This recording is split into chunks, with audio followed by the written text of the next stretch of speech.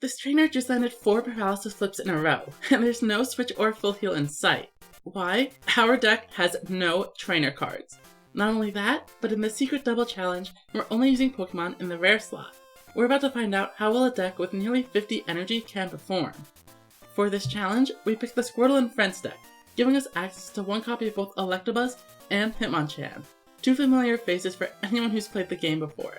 But without energy removal, Scoop Up, or Bill, will these Pokemon be able to keep up? As always, there's a self-imposed no grinding rule, but our deck needs all the help it can get, so we start by clearing mandatory fights in the grass, lightning, water, and fighting clubs.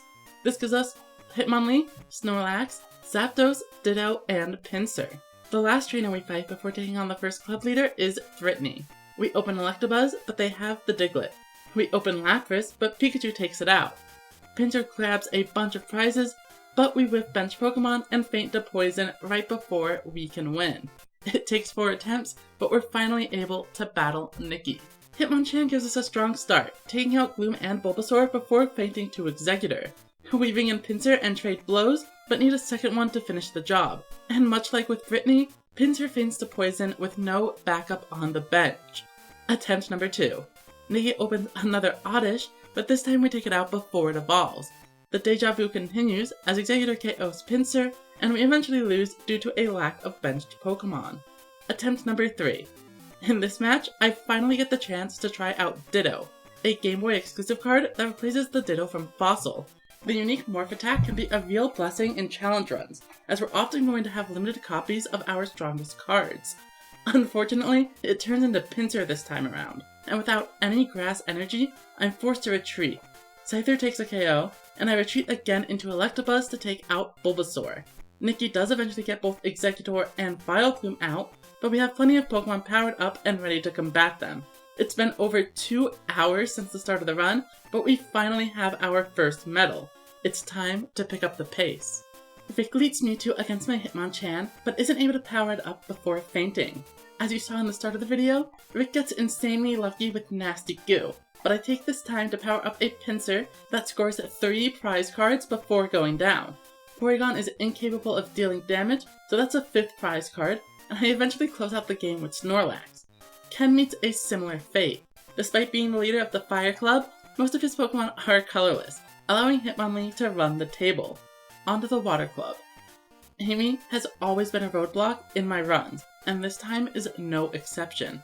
I get washed twice in a row by her Lapras, unable to find a single benched Pokemon, the reoccurring theme of my losses in this run. However, on the 3rd attempt, Electabuzz makes short work of Goldeen and Squirtle, and now it's Amy with an empty bench. Murray is the Psychic Club leader, but like Ken, his deck is filled with colorless Pokemon, meaning my Psychic Weak Hitmonlee scores 5 KOs and wins without taking a single point of damage. We head to the Lightning Club for an electrifying battle between 2 Electabuzz. And keeping with the theme, my next Pokemon is Zapdos, who scores a couple of KOs but goes down after 3 consecutive Tails on Thunder. Fortunately, that's long enough for us to power up Hitmonlee, and High Jump Kick seals the deal against Isaac's sole remaining Kangaskhan.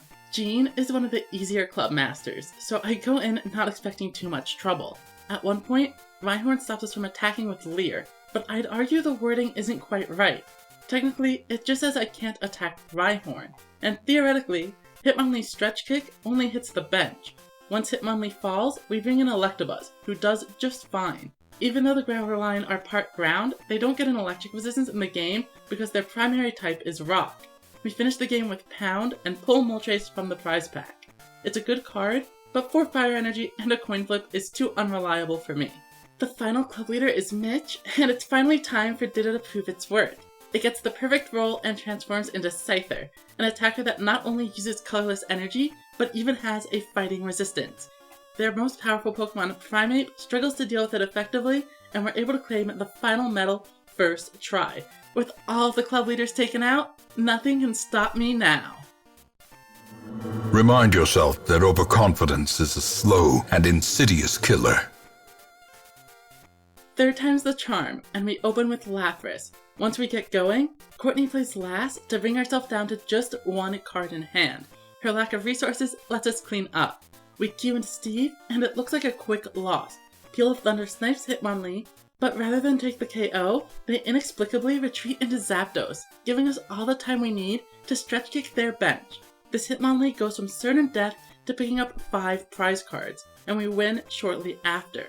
Jack and Rod are both pushovers. Electabuzz and Zapdos put in a bunch of work against the Ice-type Master, while Rod is stuck with a full bench of Magikarp and no Gyarados in sight. On screen is our winning battle against Ronald, but honestly, this took a ton of tries. His deck isn't good, but like most of our other losses, we're at the mercy of RNG to find any benched Pokemon. It's for that reason I do not recommend this challenge to you. Instead, try out the Commons Only run. I have a few ideas up my sleeve, but I'm interested in your suggestions. Let me know in the comments what you'd like to see next, and if you want to see the full runs, check out my live streams and VODs on Twitch. See you next time!